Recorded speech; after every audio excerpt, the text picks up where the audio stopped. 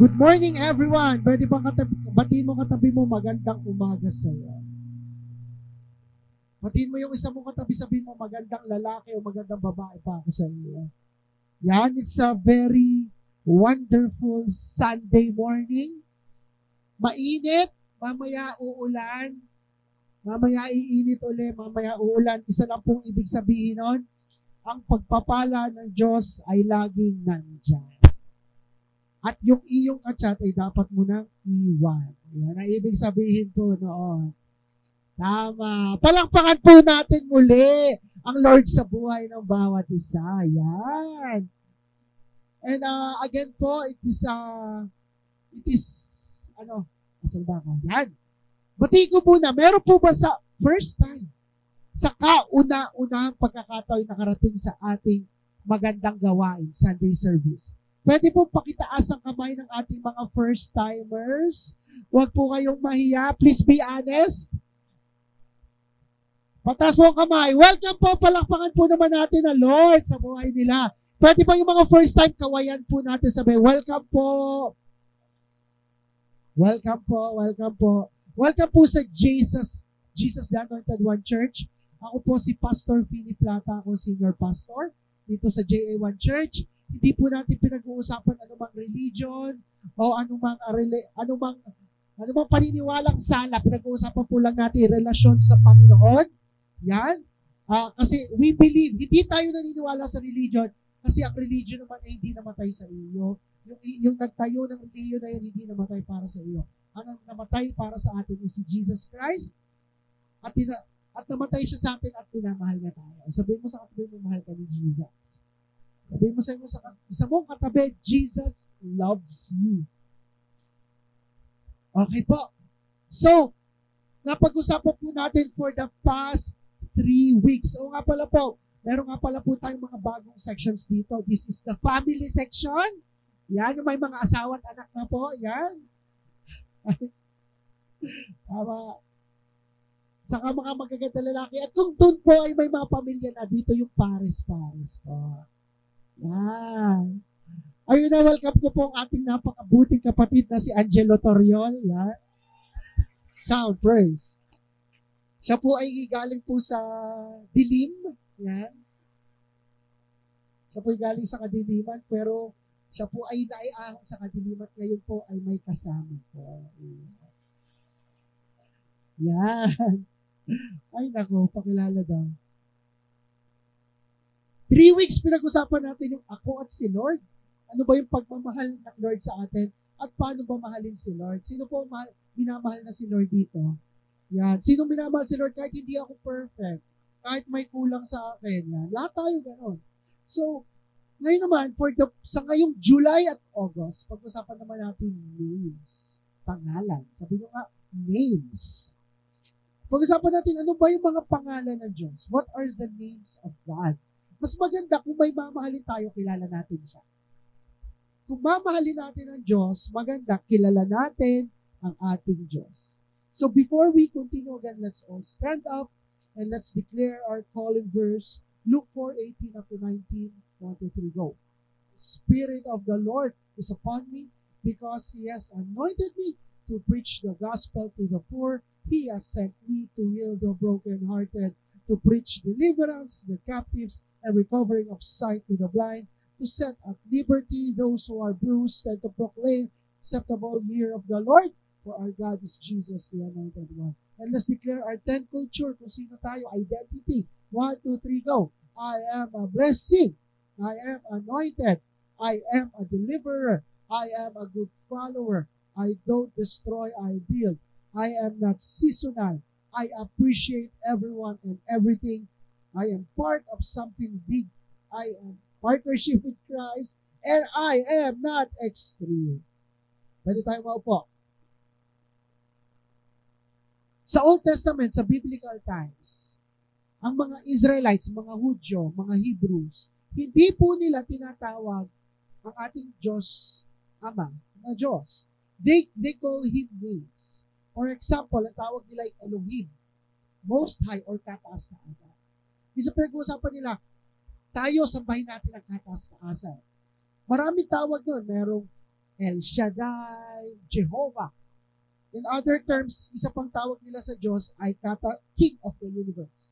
Kung magpe-pray sila nun, Blessed, O God, you're the King of the universe. There are many names of God. At kung nagpapakilala ang Diyos sa mga tao nun sa Bible, sa mga prophets nun, kina Moses, kina Aaron, kina Joshua, nagpapakilala ang Diyos ng iba't ibang pangalan. So sa loob ng siguro 5 linggo, pag-uusapan natin ang 5 kapangalan ng Diyos at 5 katangian ng Diyos. Sinong excited malaman kung sino ba yung Diyos na sinasamba niya? Amen. So, at ang pag-uusapan natin ngayon, itong pangalan na ito, yung title po ng ating pag-uusapan is Tsidkenu. Tsidkenu. Sabi nyo nga, Tsidkenu. The Lord is my righteousness. Ang Diyos, ang Panginoon, ang aking katuwiran. O ang Panginoon, ang aking kakumpletuhan. Tsidkenu. Let's pray. Lord, we honor you. We acknowledge you, Holy Spirit. We allow you, open our hearts as we realize that you are our Tsidkenu. You are Jehovah Tsidkenu. God, be with us, guide us, open my mouth and my heart as you share your word. Ask for forgiveness sa aming mga pagkukulang. At hinihingi ko po na maintindihan namin na ikaw ang aming katuwidan, ang aming righteousness. Salamat po in Jesus' name. Amen. Palakpakan muli natin si Lord. I would share a story in the Bible about Jesus and a woman caught in adultery. Isang babaeng na huling may ginawang hindi sala. Isang babaeng nakikipagtalik sa hindi asawa. So, backstory lang po, nung panahon po ni Jesus, that was 2,000 years ago, mayroong mga religious leaders. Ang tawag ay Pharisees and Sadducees. Sabi nyo nga, Pharisee, Sadducee. Sila po yung mga religious leaders na ang trabaho nila i-uphold yung batas ni Moses. Panahon ni Jesus, up until binaba ni Moses, it's around 4,000 years. And for 4,000 years, ina-upload nila yung batas ni Moses. Ang batas po ni Moses, ilan sa tingin niyo? 10, 15 po yun. Tanong nila sa akin, bakit 15? At may baka makornihan ng iba. Pero overall, hindi lang 10 ang batas ni Moses. 613 ang batas ni Moses. Ganong kadami. Ilan nga? 613. Sa tingin nyo, kaya sundin ng tao ang 613 na batas? Hindi kaya. Yung nanay mo nga, utos ng nanay mo yung 10,953, masusunod mo. Yung pa kaya 613, di ba? Pero sa tunay, mahirap sundin ang 613. Isa po doon, ibawal kumain ng hipon. Bawal kumain ng baboy. Ibig sabihin, bawal mag-pares overload. So, yeah. Bawal magpagupit sa gilid. Bawal magsuot ng ano na, puro bawal. Kapag ikaw ay babae, tas may regla ka, bawal ka magpakita. Kasi halimbawa, umupo ka sa upuan yan, yung upuan yan, madumi, itatapon na yung upuan yon. Kapag nahawakan namin mga lalaki yung upuan yon, kailangan maligo kami sa dagat maghapon para mawala yung spiritual na karumihan. Ganun ang batas ni Moses. So sa tunay, kahit 613 lang, mas madali pang sundin yung utos ng nanay natin na 10,953. At walang makakasunod. At may isang batas doon sa 613 na laging pinupush ng mga Pariseo sa Sadduceo na ganito. Kapag ikaw ay nahuling nakikipagtalik sa hindi mo asawa, kakalag ka rin ka namin sa gitna ng barangay, sa gitna ng sinagoga ng bayan, at ikaw ay papatayin sa pamamagitan ng pagbabato. So, ang mga tao noon, excited. Kasi may nahuli uli, may papatayin uli tayo. Gano'n ka-excited ang mga tao noon. Gano'n ka-excited ang mga Israelites. Mga Pariseo sa Sadduceo. Sorry, hindi pala mga Israelites. Pero yung mga teachers of the law noon, alam nyo ba yung mga, let's say, yung mga, tinatawag kasi ni Jesus ang mga Pariseo at Sadduceo ng mga hipokrito. Sabi mo sa katabi mo, hipokrito. Hindi ikaw hipokrito. Alam mo yung sabi ng hipokrito, alam mo dapat gawin, pero hindi ginagawa. Ang mga Pariseo at Sadduceo noon, kapag maglalakad sa bayan, dapat gagalang ng mga tao. Tapos halimbawa, bilang ang sahod mo. Halimbawa, ang sahod ni Pastor Aldrin ay 1 million. 1 million pesos. Kapag nagkulang ang tithe si Pastor Aldrin, mapatawag yan. Kapag ang tithes lang ni Pastor Aldrin ay 99,000, kulang na 1,000, papatawag yan. Ganong kahigpit ang mga Pariseo at Saduceo. And then, enter Jesus.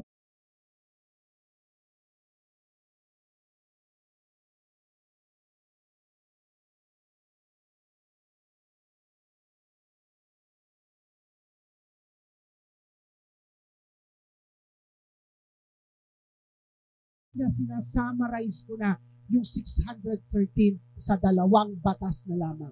Ano nga po yun? Mahalin ang Diyos at mahalin ang kapwa. Yang katabi mo. Kaya sabihin mo sa katabi mo, I love you, pre. Jello, sabihin mo sa katabi mo, I love you. Kay Joshua. Yan. 2 na lang batas, madali ba yung mahalin ng Diyos? Mahalin ang katabi mo. So, 2 na lang. Pero balik tayo. May nahuli, babae. Nakikipagtalik sa hindi niya asawa. So, anong ginawa ng mga kinaladkad ng mga Pariseo? Itinila sa gitna ng bayan. Imagine nyo, doon sa gitna, tinapon yung babae. Tapos yung babae, hiyang-hiya. Siyempre, siguro nakasaplot pa lamang yun. Gubad pa yun, tapos itinaladkad na doon. Tapos, nakita ng mga Pariseo si Jesus. Gustong hulihin ng mga Pariseo si Jesus. So, may mga itinanong sila kay Jesus. Open our Bible simula sa John 8. Mabukas po natin mga Bible. John 8. John 8. Tagalog po ha. Sino walang Bible? Nasa kamay yung walang Bible? Nasa kamay may cellphone? Ano ang gagawin natin pag wala kang Bible? Ibenta ang cellphone, bumili ng Bible. Ang pastor ay may Bible daw. Babasahin ko po simula verse 3. Sunod po tayo, ha? Verse 3. Dumating ang mga teachers ng law at mga Pharisees. Kasama nila ang isang babaeng nahuling nangangaliwa. Yun na. Kasama nila yung babaeng nahuli. Sabi mo sa katabi mo, buti na lang hindi ako nahuhuli. Biro lang po yun, huwag yung sabihin yan. Pinatayo nila ang babae sa harap ng lahat. Next, verse 4. Sinabi nila kay Jesus, Teacher, huling-huli! Sino po ditong nahuli na? Nasa kamay. Hindi pa. Kaya sa nahuli ka na? Hindi pa. Kay nahuli ka na? Si Kay nahuli na. Ay! Salamat sa honesty dahil Tomas. Sabi nila kay Jesus, Teacher, huling-huli, in-archive ang chat. Huling-huli. Yan. Huling-huli sa akto ng pangangaliwa sa ang babaeng ito. Verse 5, di ba? Inuutos sa law ni Moses na dapat batuhin siya hanggang mamatay. Di ba sabi mo ikaw tutupad ng batas? Sabi sa law ni Moses, ang babae yan, batuhin hanggang mamatay. Anong masasabi mo? Sabi sa verse 6, sinilabi nila ito para mahuling nagsasabi ng mali si Jesus at makasuhan si Jesus. Ginawa ni Jesus, yumuko si Jesus, tapos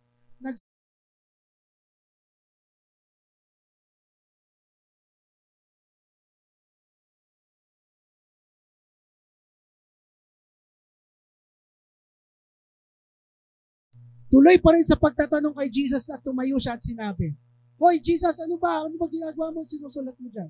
Tumayo si Jesus at sinabi ito, kung sino sa inyo ang walang kasalanan, siya ang unang bumato sa babae.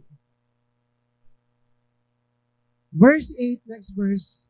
Tapos, yumuko ulit siya at nagsulat sa lupa.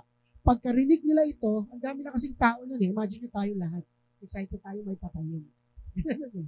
May mga bato tayo eh. Yung iba, malaki. Hari ulong pupuntiryahin ko. Iba maliliit lang. Yung iba maliliit pero madaming bao. Tapos nung narinig nila yon, sabi dun sa verse, pagkarinig nila ito, isa-isang umalis.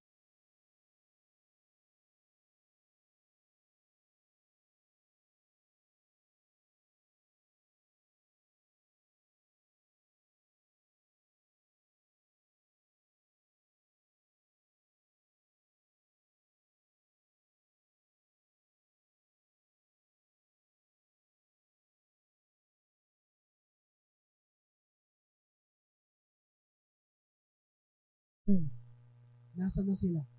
Nasaan na yung mga nag-judge sa inyo? That verse 11, isa sa mga powerful verses, na ito'y, promise ito'y may talab sa inyo. Promise. Maganda to sa English. Pero sa Tagalog, sabi sa verse 11, wala po sir, sagot ko. Sabi ni Jesus, hindi rin kita huhusgahan. Oh, grabe ano? Umuwi ka na, pero wag ka na ulit gagawa ng kasalanan. Sabi ni Jesus. Ang daming tanong dyan. Madaming tanong. Sino yung nagsumbong? Yung sumbongero dito. Sino yung mga nambabos at nakahuli? Yeah. Sino yung mga marites na kay Kusyo? Kita ko naman si girl. Sino yung mga marites? Itong isa pang tanong.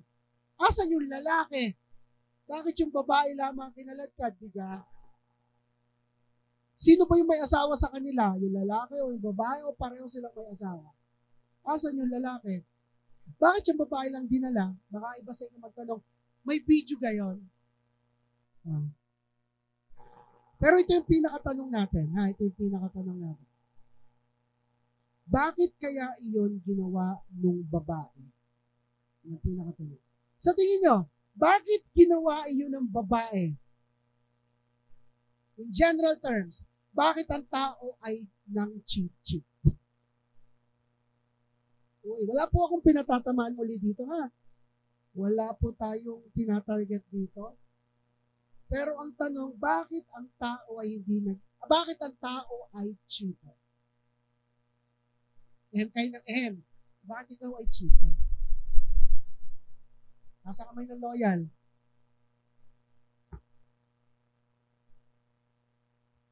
Ay, nako. Ako, loyal ako. Ano mahal, loyal ako. Ikaw lang ang aking, wala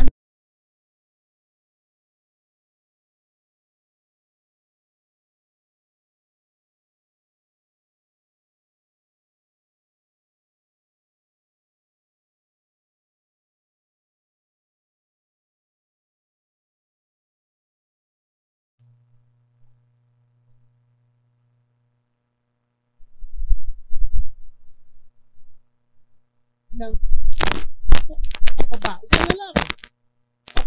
Anak.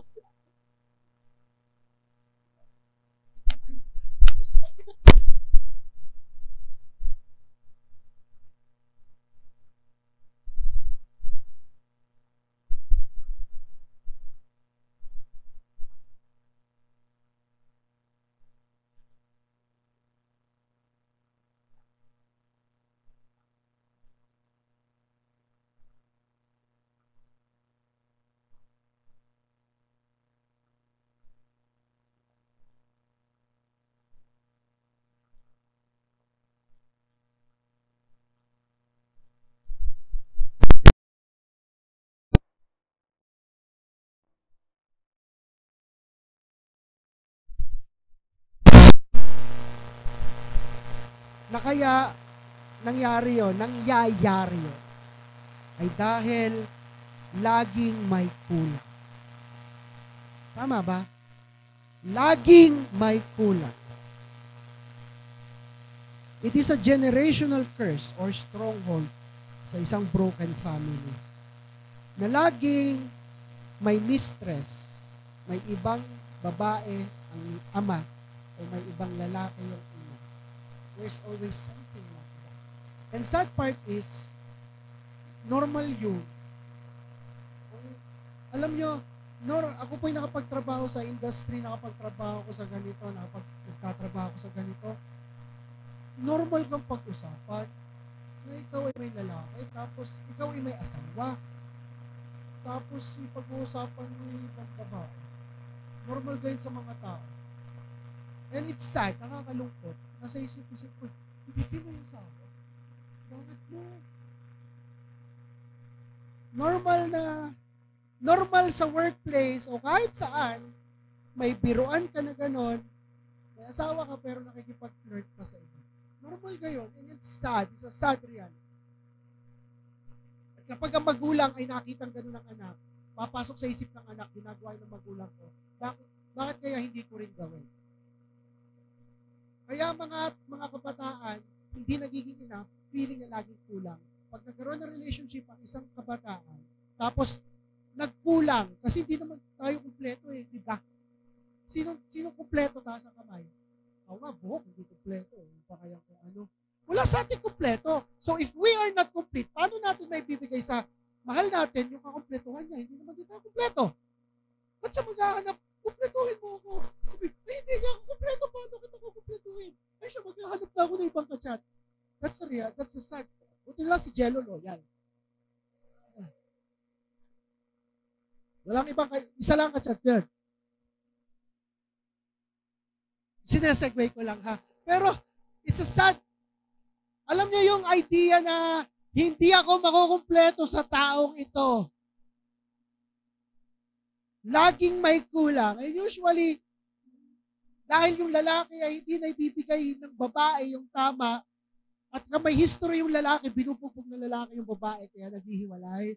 Naghahanap ng ibang magmamahal, at lalo pa naghiwalay, maghahanap ng iba. Si babae, maghahanap din ng iba. At pag hindi nakita sa lalaki, hahanapin yung babae sa kapwa babae. To the point is, laging kulang.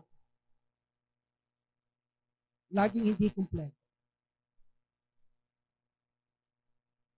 It's ano nga ang title natin? Chidkenu. Sabihin nyo nga, Chidkenu. Ang Diyos ang aking righteousness. Recently po, I had a feeling. Recently lang, I had a prayer na naramdaman ko, sabi ko, oh shucks, di ako perfecto. Ano ba itong nakinadarama? Oh shucks, ito ba yung pag-ibig na? Hindi ako complete. Parang, even though, ang point ko, even though ako'y pastor, pwede akong anytime bumagsak. Pwedeng anytime magkasala ako. Pwedeng anytime isang pagkakamali ko lang, tas lumaki, masira ang pamilya ko. Anytime isang maling desisyon ko, masira ang church nito. Oh shucks, hindi ako perfecto. Hindi ko alam. Naisip nyo ba yun? Ay, hindi pala ako perfecto. Hindi ko pala kaya lahat. Ginagawa ko naman lahat, pero oh shucks, hindi ako perfecto.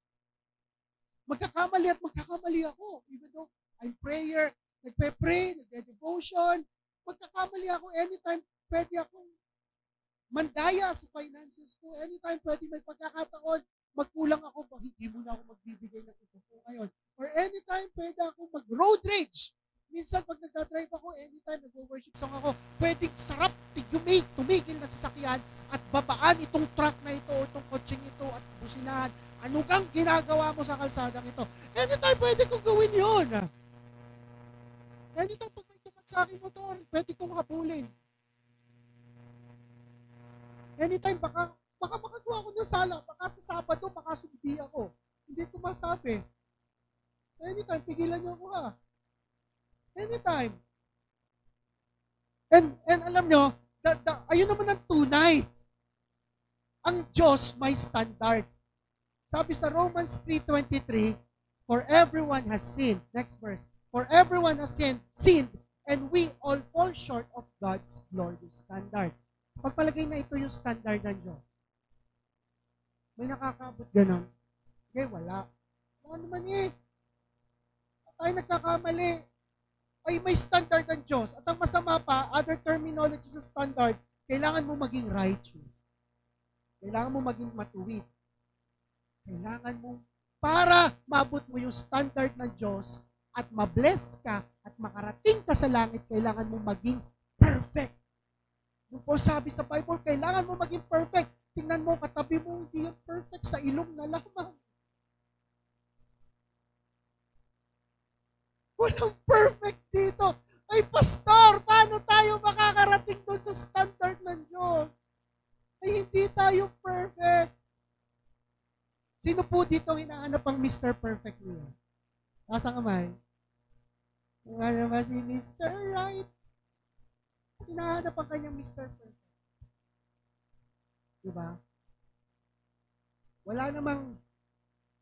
Walang taong perfect, hindi natin makahanap yung perfect sa atin. Enter Jesus Christ. Si Jesus, na kapag ito ang requirement ni Lord, tayo nandito, we are doing our best, we're doing whatever it takes, si Jesus yung magpupuno sa kukumpletuhan natin. Si Jesus ang ating perfection. Si Jesus Christ ang iyong chicken, ang iyong righteousness, para maniwala ka lang sa Kanya. Sa paningin ng Diyos Ama, ikaw ay perfect. Pakpakan mo naman si Lord. Nagets nyo ba? Nagets nyo ba? Let's say, ganito. Let's say ako po ay isang engineer. Isa akong engineer, bagong engineer. Sabi sa akin, kailangan ko gumawa ng robot na nalipad tapos na-dive sa tubig. Ang kaya ko lang gawin ay maghinang ng circuit. Yun lang. Paano ko magagawa yon? Enter yung aking boss, yung aking kaibigan. Sige, Philly, ako ang tatapos. Ang ginagawa ko lang nanghihinang, pero siya yung nag-assemble, siya yung nag-design, siya yung nag-code, siya yung gumawa. Pero nung pinuri ng aming pinaka-boss, ang galing yung dalawa. Ang galing mo, Philly, ang galing mo kaibigan mo, nakagawa kayo ng perfect. Kaya ng perfect na robot na nalipat at na-dive sa ilalim ng tubig. Kaya ginawa ko lang yung manghinang. Ano yung point ko? Si Jesus yung kukumpleto. Hindi mo kailangan maging kumpleto. Siya ang pupuno sa iyo. Sabi nga sa John 1, verse 16 to 17, sabi doon, and of His fullness. Sabi nyo nga, fullness. Notice the word fullness. Sabi natin, fullness. Sa Tagalog, puno, kumpleto. Si Jesus lang ang kaisa-isang tao na kumpleto. Siya ay 100% Diyos at 100% na tao. At siya lang ang tao na pupuno sa Kanya. Sa iyo. Walang kulang sa Kanya. Walang defect kay Jesus. Kaya mga katabi mo, si Jesus ang kailangan yan. Hindi siya palyado. Hindi siya tupakin kagaya ng katabi mo. Hindi siya mainggiting. At hindi sa lahat, hindi si Jesus kagaya natin na we are insecure. Na feeling natin, hindi tayo secure. Kailangan natin ito. Kailangan ko ng pera, kailangan ko ng maraming likes, kailangan ko may magandang make-up para ako'y mahalin. No! Si Jesus hindi kailangan ng mga ganung bagay kasi siya kumpleto. Amen po ba? Wala siyang red flags. Wala siyang emotional baggage na bit-bit araw-araw kahit saan niya dalhin. Kaya natin. Hindi niya naisip kung sikat ba ako, tanggap ba ako ng ganito, ako kaya kaya ko ba to? No, hindi inisip ni Jesus yon. Kasi si Jesus ang kaisang full, kompleto. Kaya if you want to be complete, kailangan mo, hindi ang katabi mo, kailangan mo, hindi ma-promote sa trabaho, para ikaw ay maging masaya at kompleto, hindi mo kailangan muna na makapagpatayo ng bahay, makabili ng magandang sakyan. Kailangan mo every time, walang iba, kundi si Jesus Christ. His fullness we have all received, and from grace to grace. Biyaya sa biyaya. Sabihin nga natin, biyaya sa biyaya. Yung 613 na batas ni Moses, wala makakatupad nun. Masarap ang hipon. Masarap ang anlipares eh. Walang makakatupad nun. Kaya kapag, ano sabi doon? Receive, tinanggap. Sabi nyo nga, tinanggap. Kapag tinanggap mo lang yung kay Jesus, kumpleto ka na. And next po, this would be a very good line to share. Jesus is the answer to our emptiness. Sa tunay, si Jesus lang naman na hindi manghuhusga sa atin. Kahit sobrang ka-close niya katabi mo, yan yung barkada mo, yung pinsan mo na simula pagkalaki mo kasama mo na, yung anak mo, yung asawa mo. Sa tunay, may nahuhusgahan yan tayo. Gaya nung babaeng nahuli. Kahit hindi ko kita, i-judge yan. Si Jesus, hindi na hinusgahan yung babae.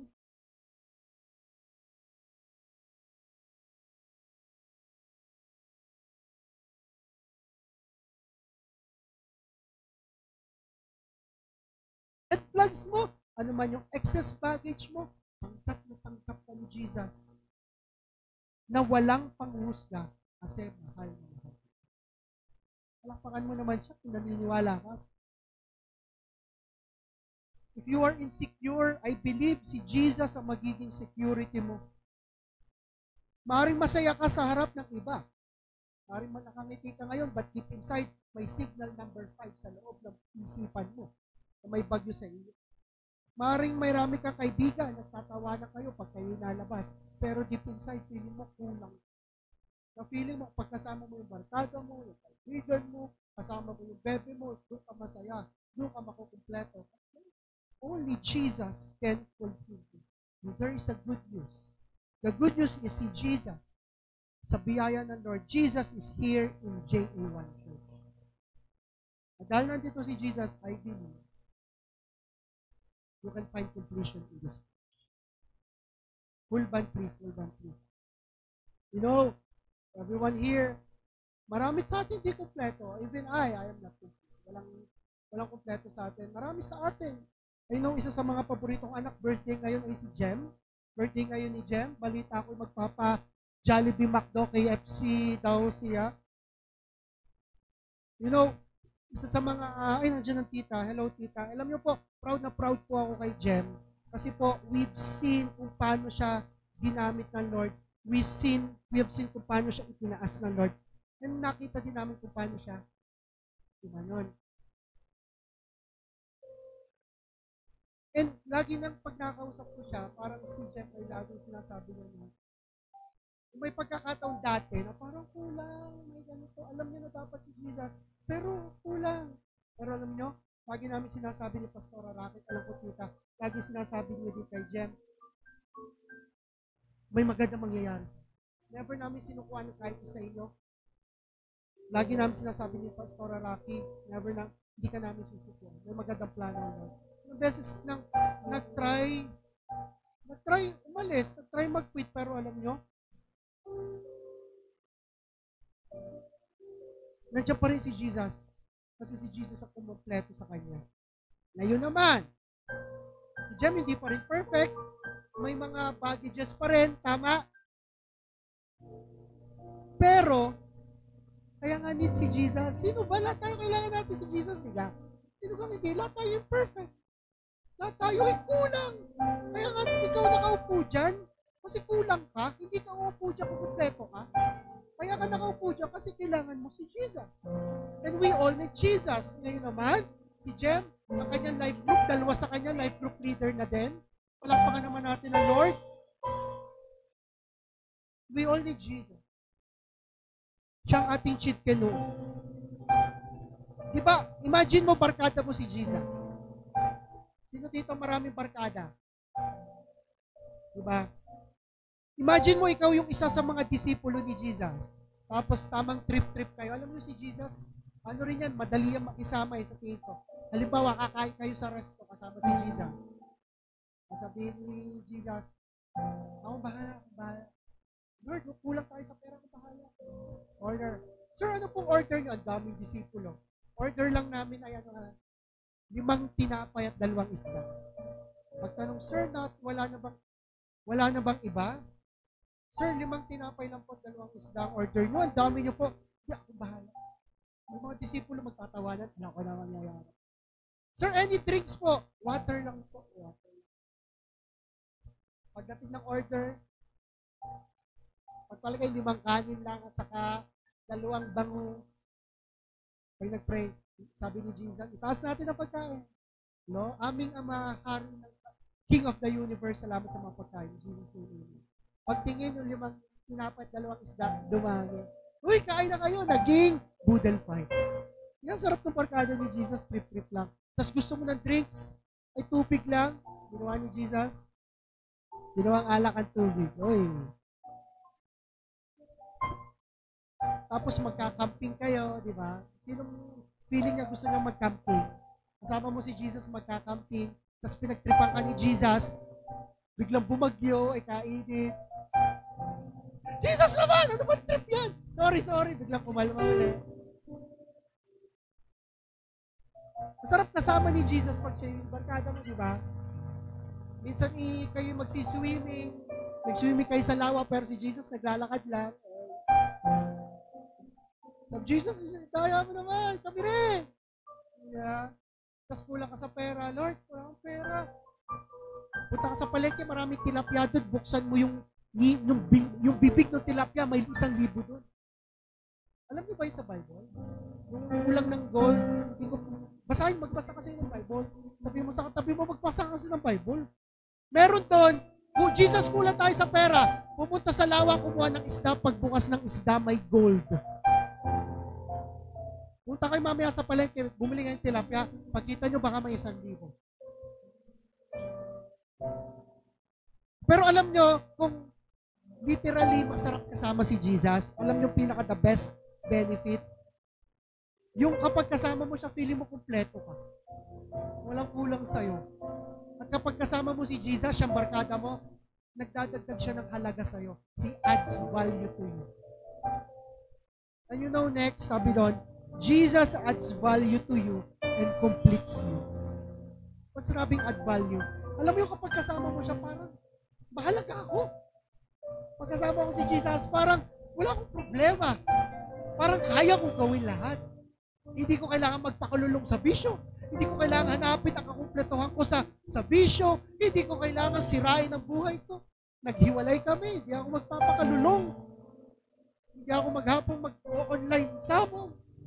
Kasi pagkasama ko si Jesus, parang mahalaga ako. Alam mo ngayon, parang halimbawa, example, sino kang pogi dito? Halimbawa, si Alex na lang. Ayan, Alex, parito ka. Dali na, kailangan ko ng pogi. Tatawagin ko sana si Angelo, nagbe-base. Yan. Di ba, pogi? Alam mo yung feeling mo ang pangit mo? Alam mo yun ba, magkakabarkada kayo, feeling mo ang pangit mo. Pero pag may kasama kang pogi, preta sa SM, pag maglalakad kayo, tinitingnan kayo ng mga chicks, yung mga pogi. Kasama ka lang naman sa pogi, pangit ka naman. Pero dahil may kasama kang pogi, feeling mo pogi ko na rin. Di ba? Ganun, di ba? Kaya naging pogi ka dahil ito. Alam niyo yung feeling na gano'n, halimbawa, ikaw ay katamtaman lang, wala kang pera, pero may kasama kang girl, may kasama kang rich kid, tapos pupunta kayo sa SM, yung barkada mo, naka-gentlewoman na t-shirt, tapos naka-bownay na shorts, tapos naka-lugi na bag, tapos ikaw, ang dala-dala mo, hindi ko alam kung anong brand yun. Pero pagkasama mo siya, feeling mo, ang yaman mo din. Pupunta ka sa mga yaman mo, tapos, girl, treat kita sa mamahaling restaurant, nag-buffet kayo sa Spiral, 3,000 pesos per head. Nilibre ka. Pagpasok mo sa Spiral Hotel, kumain ka ng mamahaling pagkain. Dahil kasama mo yung mayaman mong kaibigan, feeling mo, ang yaman mo na din. Nakakakain ako ng mga sushi, mga sashimi, mga jushimi, mga Naruto Sasuke, mga ganon. Dahil kasama mo yung kaibigan mo, yung friendly mo, na mayaman. Lalo na pagkabarkada mo yung artista, imagine nyo si Bini Joanna, nag-iisa po siyang babae sa kanilang magpipinsan.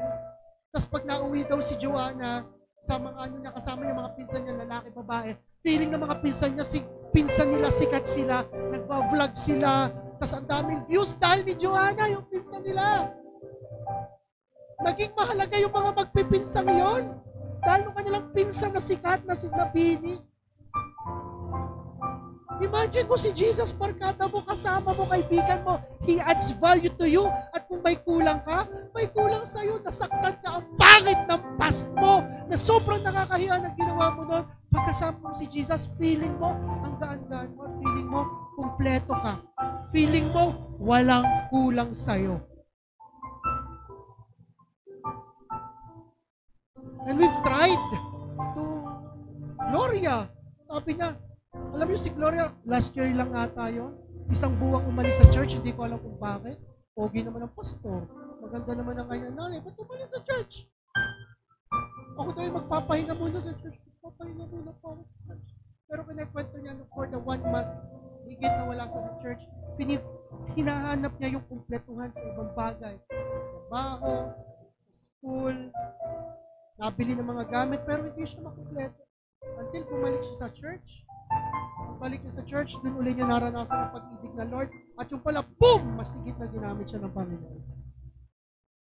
Nagdi-deliverance na. Takot ang mga magkukulam sa kanya.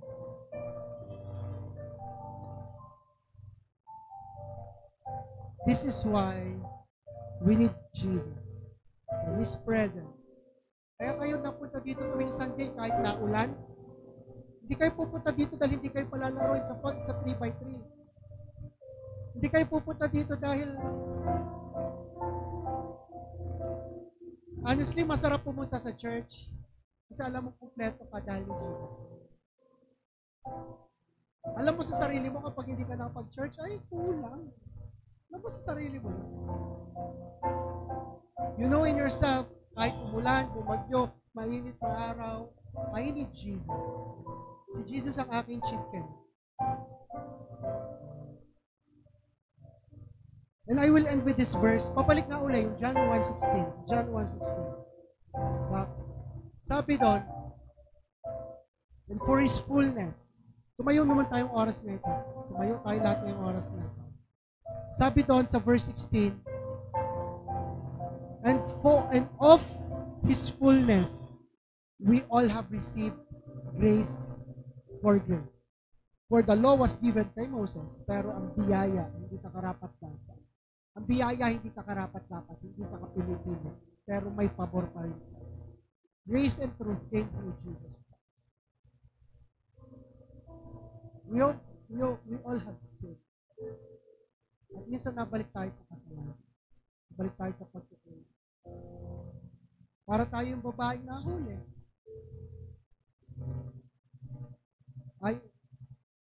Para tayong babaeng nahuli, it means how much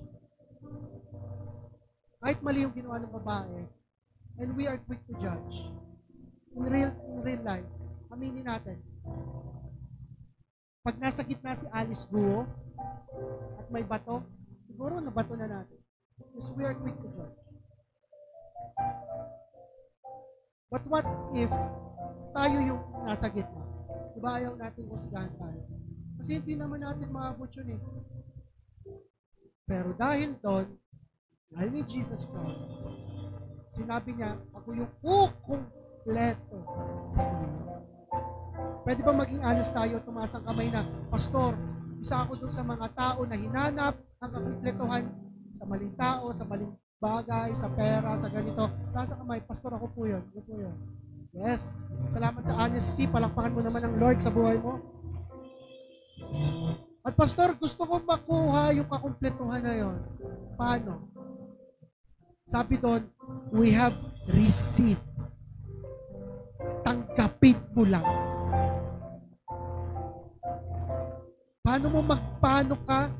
Paano natin ma-receive si Jesus? Umatan ka sa worship night mamaya, 5 p.m. dito. Hindi, pero umatan ka mamaya. Maganda pa mangyayari mamaya. Pero sabi po doon, hindi natin kailangan pag-ipunan. We do not need to earn. Hindi ka kasi kapili-pili. Hindi ka talaga deserving. Pero simple lang ang gawin mo. Magtiwala, maniwala, tanggapin. Tanggapin mo lang. Hindi ito step 1, step 2, step 3, step 675. No. Ang kailangan mo lang gawin ay tanggapin. Tanggapin si Jesus. At nandiyan na siya. Access na siya. Tanggapin mo lang. Sinong handang tumanggap muli kay Jesus ngayong oras na ito? Sinong gustong presensya niya ngayong oras na ito? Ulitin ko, sinong gustong presensya niya? Yung walang panghusga ngayong oras na ito. Itaas mo iyong dalawang kamay. Come on. Lord, Jesus,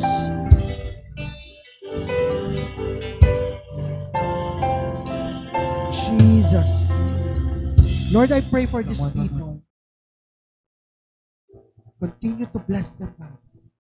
Ikaw ang higit na kakilala sa kanila. Ang kanilang kakulangan, ang kanilang emptiness. But you, O Lord, is our chief king. You are our righteousness. Ikaw ang aming completion. I declare, in the mighty name of Jesus Christ, sa lahat ng gustong tumanggap at nakataas ang kamay ngayon, tatanggapin nila ang magandang simula ng relasyon sa iyo na mararanasan nila ang kakumpletuhan na nagmumula lamang sa iyo. Thank you, Father. Salamat, Panginoon, because they have received you. And I declare, wala na ni isang tao dito mararanasan niya na siya ay kulang, siya ay empty. Dahil ikaw lamang, Jesus, ang kukumpleto sa buhay ng bawat isa. Ikaw lamang, Jesus, ang presensya mo lamang ang kukumpleto sa amin. Amen. Palakpakan natin si Lord. Come on, palakpakan natin si Lord. Come on. Hallelujah. Let's worship God this time. Come on. Taas mo ngayong mga kamay. Back-ups, please. Back-ups. Your presence never will be. Oh, Jesus. Oh, Jesus. Come on. Receive as you worship God.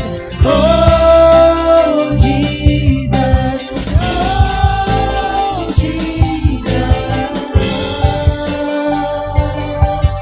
Your presence is heaven to me.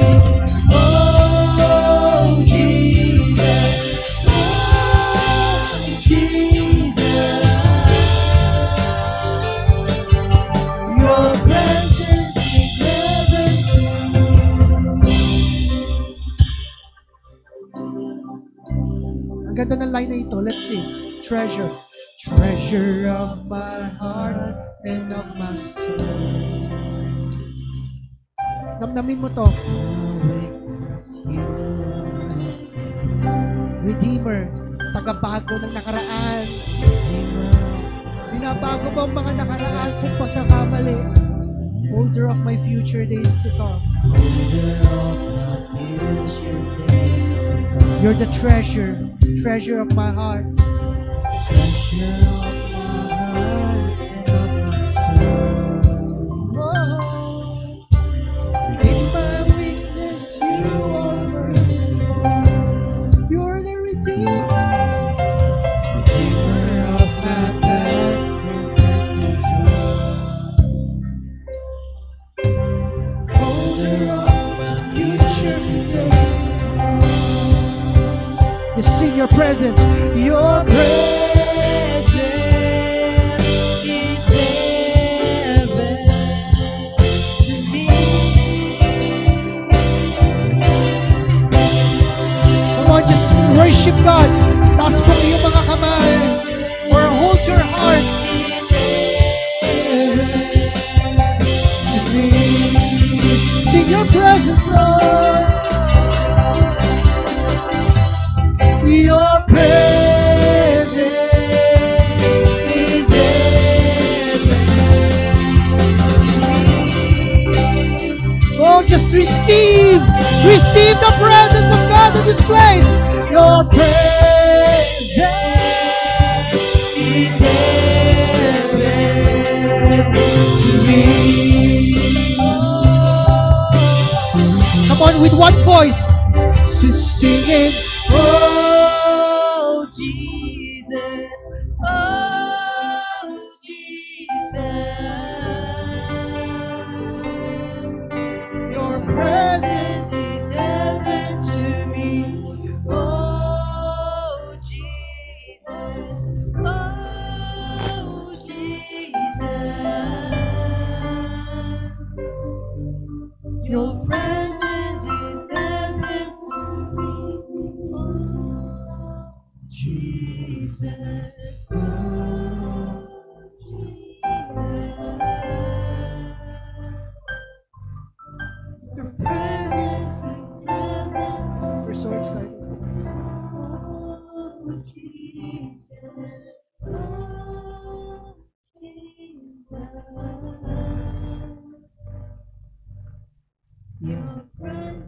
In my weakness, your mercy. Palakpakan natin si Lord. Come on. Pwede bang ipagmalaki mo sa katabi mo, sabihin mo, hindi ako perfect. Sabihin mo sa mga, hindi ako kumpleto. Kaya kailangan ko si Jesus. Kasi siya ang kukumpleto sa akin. Amen. Yes, palakpakan natin si Lord naman. To God be the glory. In Jesus' name. Amen.